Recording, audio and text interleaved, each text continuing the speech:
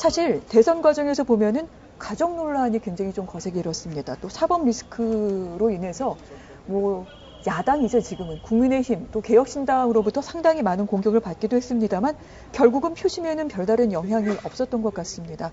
여러 논란에도 국민들이 이재명 후보를 선택한 그 이유는 무엇일까요, 평론가님?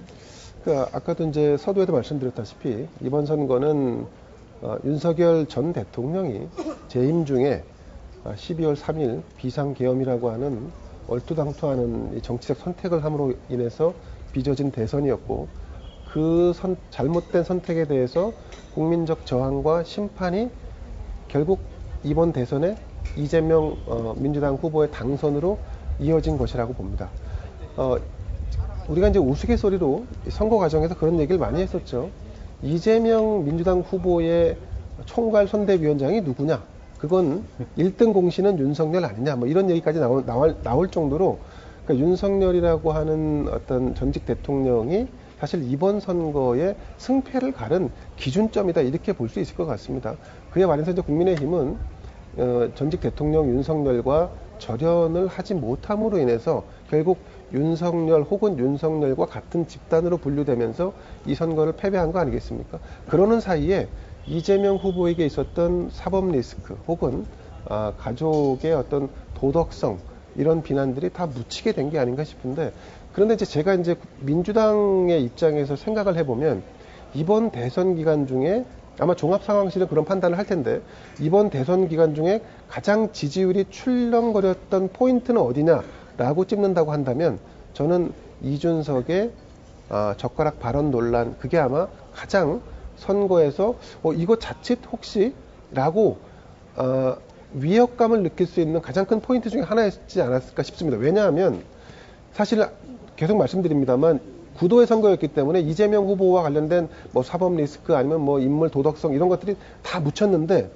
갑자기 과도한 이 성적 발언으로 인해서 이준석이 문매를 맞았고, 그 다음날 그 문매가 다시 그러면 도덕적으로 이재명은 이라고 하는 물음을 국민들이 갖게 되는 그 순간이 있었습니다. 그런데 이거를 민주당이 어떻게 극복했느냐? 유시민과 또 다른 어떤 뭐 이슈, 그러니까 댓글 관련된 어떤 뭐 의혹들, 이런 제기를 통해서 사실은 이걸 희석시키는데 민주당이 성공을 했고, 전략적으로 사실 고비가 있었습니다만 그 도덕성 시비 고비를 잘 넘겼다, 이렇게 보여집니다. 조금 긴 시간으로 평가를 해보면요, 이제 뭐 계엄에 대한 심판, 이게 전체 이제 대선을 뭐 지배했다, 그 평가에는 전적으로 동의를 합니다. 네. 그럼에도 불구하고 사실은 사법 리스크, 그러니까 대법원의 유죄 확정 판결, 그리고 아까 말씀하셨던 그 가족 관련된 논란들, 이거 굉장히 지지율을 출렁이게 할 수 있는 충분한 요소였다고 봐요. 근데 왜 안 흔들렸냐? 네. 저는 여기에 대못을 받고 떨어지지 않게 만드는 장치가 하나 있었다고 봅니다. 그게 뭐냐 하면 서부지법 난동 사태입니다. 그러니까 단순하게 계엄으로만 끝났고, 그리고 해제됐고, 그리고 뭐 그것이 내란이었냐 아니었냐 그런 공방으로 만약에 이어지는 걸로 끝났다면 이후에 이재명 후보의 어떤 리스크들이 나왔을 때 지지율이 좀 출렁거릴 가능성이 있었다고 봐요. 그런데 온 국민이 대한민국 역사상 서부지법 난동 사태를 생중계로 봤습니다. 그것은 정말로 믿을 수 없는 충격적인 장면이었어요. 87년 민주화 항쟁을 통해서 대한민국의 민주주의가 이제는 형식적이고 절차적인 민주주의는 완성됐다. 아시아에서 우리는 경제는 뭐 일본 다음일지 모르지만 문화 그리고 민주주의만큼은 아시아 최고다라고 우리가 자부심을 갖고 살았는데, 네. 서부지법 난동 사태는 거기에 정말 좌절을 주는 그런 사건이었어요. 그걸 온 국민이 봤습니다. 특히나 중도층은요, 안정을 굉장히 희구를 해요. 일상이 유지되길 원합니다.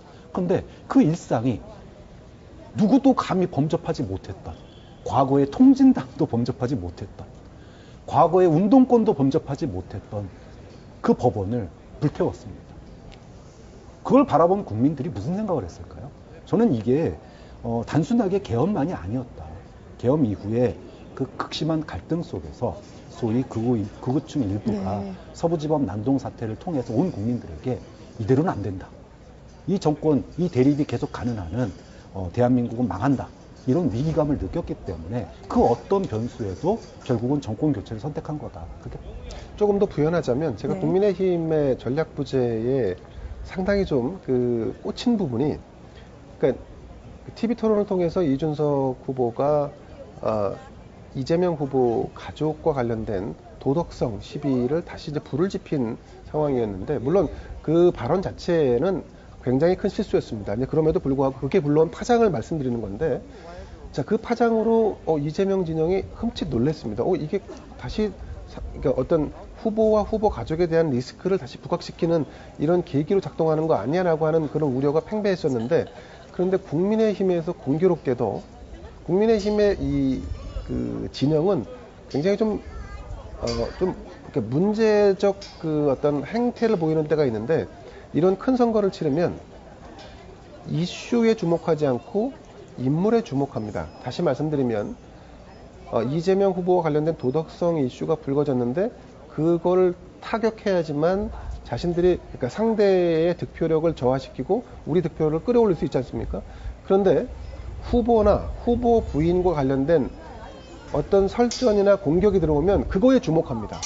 후보의 심기 경우, 후보 부인의 심기 경우에 더 주안점을 두고 캠프가 움직이는 경향이 강합니다.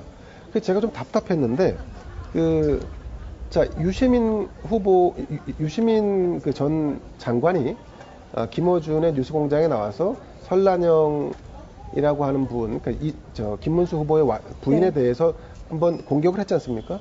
그런데 그 공격이 있고 나서 국민의힘의 반응이 유시민을 막 몰아세우는 겁니다.